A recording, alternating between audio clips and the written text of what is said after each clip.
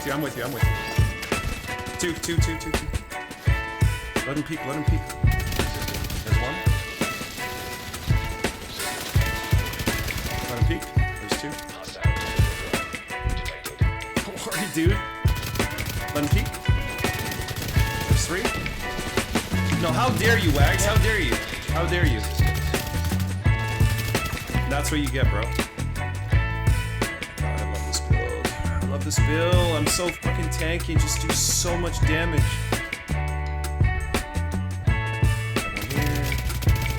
Dead. Another one. Dead. We're talking only headshots. We're only talking headshots. Hey agents, in this video, I've got a special build for you for Division 2 PvP and solo PvE. A build I can almost guarantee you've never seen before. Yes, that's right. We're how many years into the game, and a blind noob has come up with an original build that's never been done before. Classic noob, am I right? And I know, you're probably thinking the obvious, it's never been done before because it sucks.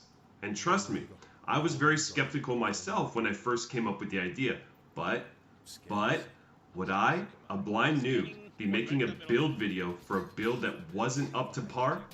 No chance. So here it is. I call it the Hunter's Fury Bighorn Intimidate Adrenaline Rush Headshot build. Yeah, it's still a work in progress, but the build is not. This is legit, and I'm going to go into detail explaining how and why this build works so well for both PvP and PvE. And if you like builds that work so well, make sure to give this video a thumbs up. On a side note, I originally made this build specifically for PvP, but later used it in PvE a couple times and realized that with one simple change, this could also be a monstrous build in PvE. That one change? Swapping the Adrenaline Rush backpack for a Memento backpack. Remember that Memento gives you 10% bonus armor per blue core for each trophy you pick up. So with this build, that's 60% blue armor we're getting to proc and maintain Intimidate stacks for 10 seconds. It's actually insane how much armor you can build up with this build. Anyways, another change you'll probably want to make is swapping out your booster high for a revive high, because this is a solo build as it relies heavily on on-kill mechanics, and you'll be right up in the enemy's faces most of the time. Okay. So the first concern you probably have with this build is that Hunter's Fury is typically used with an SMG and or shotgun, but I'm running it with an AR. Sure, it gives 15% additive damage if you're running either of those weapons, but I'd argue that Hunter's Fury should be looked at as a close range build that just happens to give a slight boost to SMGs and shotties. Anyways, let's move on to the 3-piece bonus, which is 20% armor on kill and 50% health on kill. A great bonus for PvE, but nothing special for PvP, although it does synergize fairly well with the 4-piece bonus, Apex Predator. Here you're getting 20% amplified damage to all enemies within 15 meters, and another 5% amplified damage for 10 seconds after a kill. So, securing a kill makes you stronger, and the 3-piece bonus allows you to keep fighting during your power spike. And that's Hunter's Fury. Basically, it's giving you 20% amplified damage, plus some goodies for getting a kill. Is this really worth it though? Sacrificing 4 brand set bonuses and 4 attributes? Well, for a headshot build, what brand sets are going to help us? Providence and Habsburg give us 15% headshot damage, Fenris gives us 10% AR damage, and then 2 Walker and Harris gives us 5% weapon damage and 5% damage to armor. Okay, well we've got a Habsburg and Fenris on this build, so we're only missing out on 15% headshot damage, 5% additive damage, and 5% damage to armor. I'm taking 20% amplified damage over that any day. And how about the attributes? Well, we're rolling headshot damage on all our Hunter's Fury pieces. What else are you going to roll on your second attribute on high-end pieces? A tiny bit of armor regen or crit? Heck no. Load up on handling? Not terrible, but I prefer the opportunity of getting a power spike on kill with Hunter's Fury. Another great thing about this build is the 4 pieces of Hunter's Fury are super easy to farm. A couple runs of Countdown should be all you need to get the 4 pieces with headshot damage so you can roll the core attribute to armor. Alright, moving on to the backpack and chest. We're going to use the classic combo of Adrenaline Rush, Intimidate. Adrenaline Rush gives us bonus armor for being near enemies. Intimidate gives us amplified damage for having bonus armor. Just keep in mind that for PvP, Adrenaline Rush only gives you 10% armor per enemy, not the 20% you see in the PvE stats. And if you ever want to check your PvP stats on certain talents, just go into the build, select options, and turn on normalized stats. So to clarify, Adrenaline Rush gives you 10% bonus armor per enemy that is within 10 meters of you for 5 seconds, and it stacks up to 3 times, meaning up to 30% bonus armor in PvP. After the 5 seconds, that bonus armor disappears, and if the enemy is still within 10 meters, it is refreshed. How Intimidate works is you get 4% total weapon damage per stack. You gain 3 stacks per second for having bonus armor, up to 9 stacks or 36% total weapon damage. And so it takes just under 3 seconds of having blue armor to get full stacks. This is a far cry from the OG Intimidate where you get all that damage immediately whenever you had bonus armor, but since its most recent changes, I think it's now in a very balanced state. So, we're getting at least 20% amplified damage from Hunter's Fury and up to another 36% total weapon damage from Intimidate. That is a crazy amount of damage. And if you have no idea what I'm talking about when I say amplified damage or total weapon damage, to oversimplify things, if you compare these types of damage to just weapon damage, the multiplicative sources are going to give you roughly twice as much overall damage. I don't do math, so again, just an approximation, but 20% additive damage is about the same as 10% multiplicative damage. So, 56% multiplicative damage is cuckoo bananas. Oh yeah, and that's on top of our 100% headshot damage we get from the big game hunter at max stacks. And that's why, for this build, we can run 6 blues, have great survivability, and still crush skulls.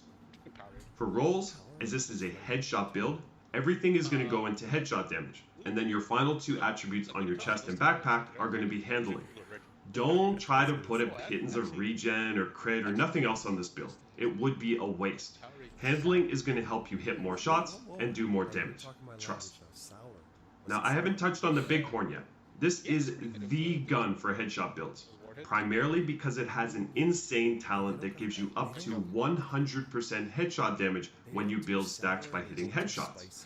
It also has the highest base DPS of all ARs in the game, and despite having a tricky recoil pattern, playing up close within 10 meters makes it a heck of a lot easier to manage.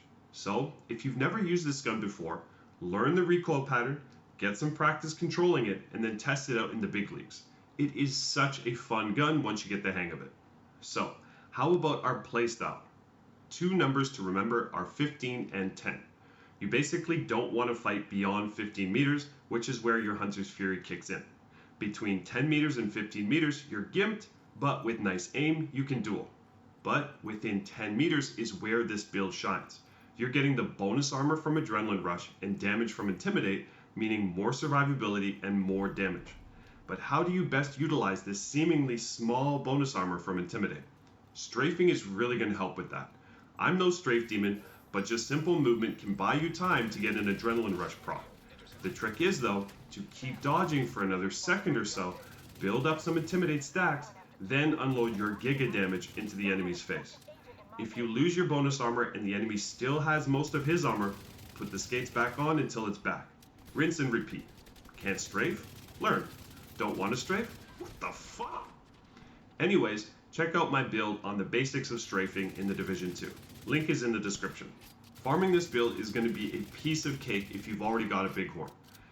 Gear sets are always ridiculously easy to farm.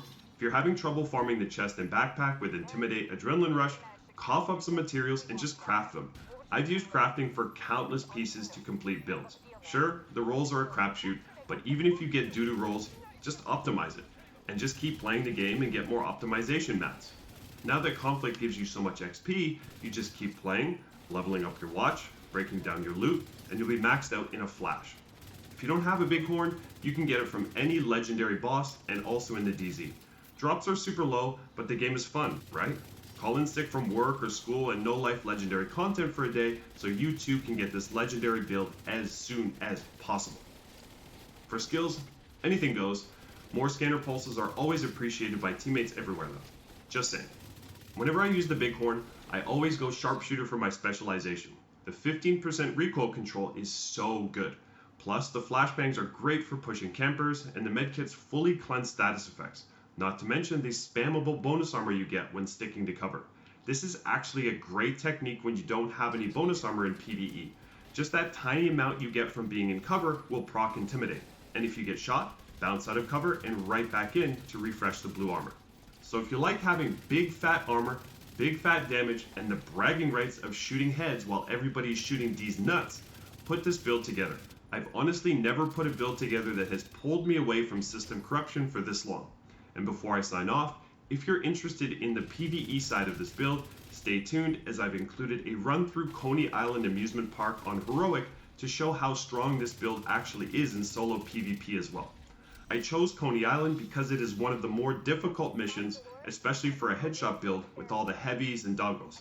And I wanted to show that this is actually a very legitimate PvE build with momentum. You'll see that I play very aggressively so I can constantly collect trophies and keep Intimidate stacks up, and always target the weak link to get that first trophy when starting a new room or wave. Anyways, enjoy the gameplay, and until next video, happy farming agents.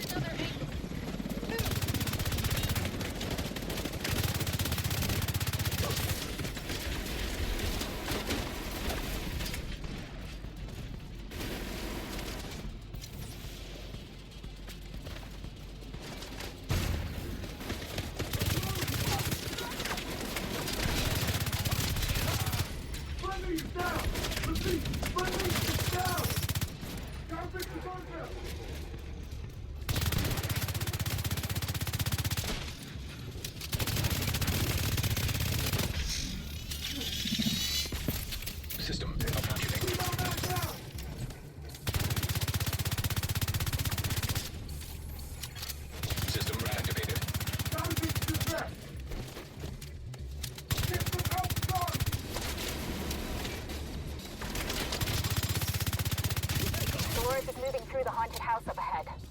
I'll keep an eye on the outside. Be careful, Agent.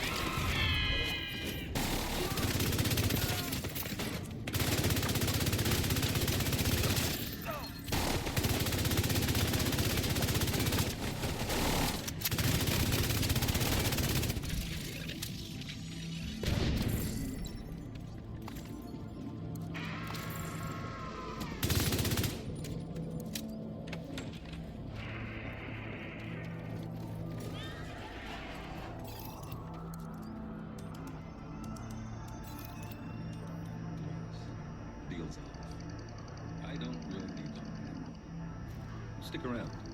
Enjoy the park. It gets cold in here.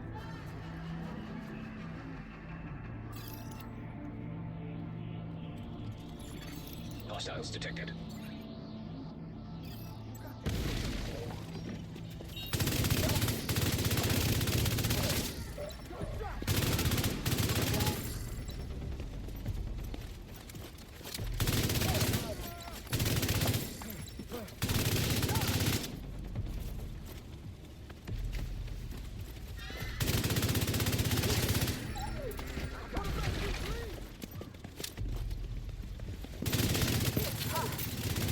Spotted Dolores and her patrol on the boardwalk. Looks like they barely managed to pass by a group of cleaners.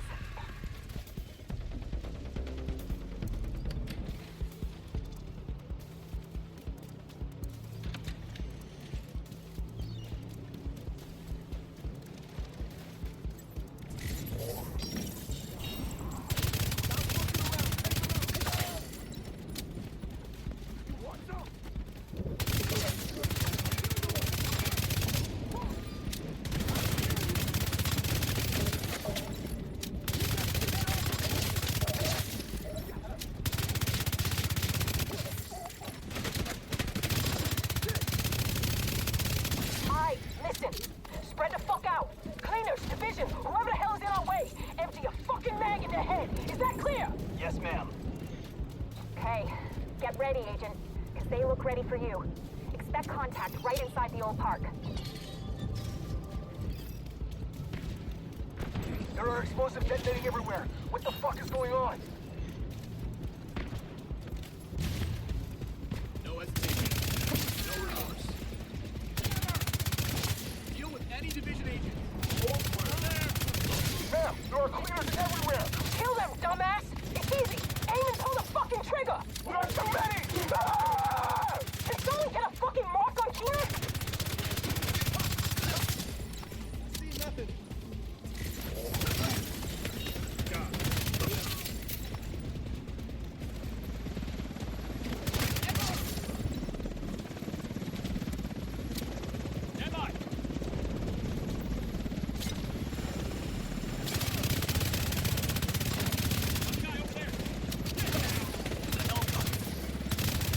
Dolores and the rest of the patrol are headed to the roller coaster northeast of your position. It's riddled with cleaners.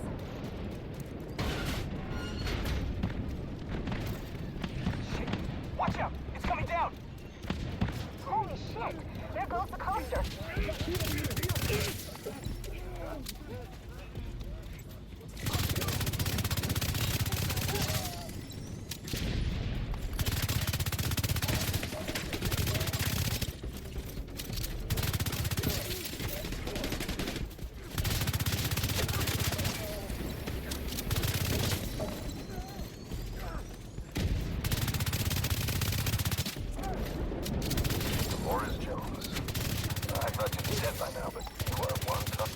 Come out of your little hidey hole, you fucking coward. And I'll show you exactly how tough I am. Thanks, but we're done here. Keener? Keener! Ah! You goddamn motherfucking piece of shit! Agent, I've got eyes on Dolores and the surviving members of her unit by the collapsed coaster.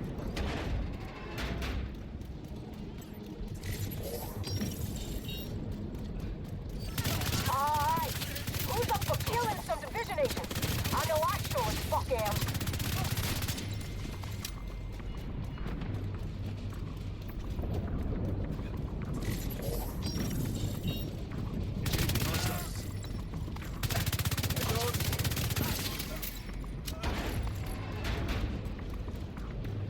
I'll put him down.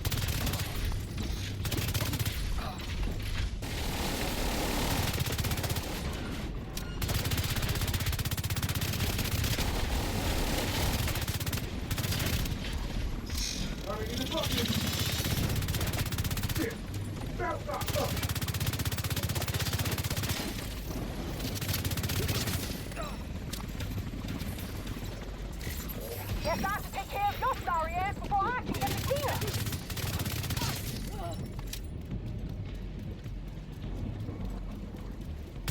Just fucking die so I can kill Keener! Ma'am? Ma'am? Come in. Fuck! Jones is gone. We failed the mission. Keener, that son of a bitch. Not only did he manipulate the Black Tusk, he suckered us too. At least we have Chernenko and can find out what he knows. It's pretty clear that Keener is planning something big. With Chernenko's intel, hopefully we can stop whatever Keener is planning. Good job, Agent. It's been a pleasure working with you.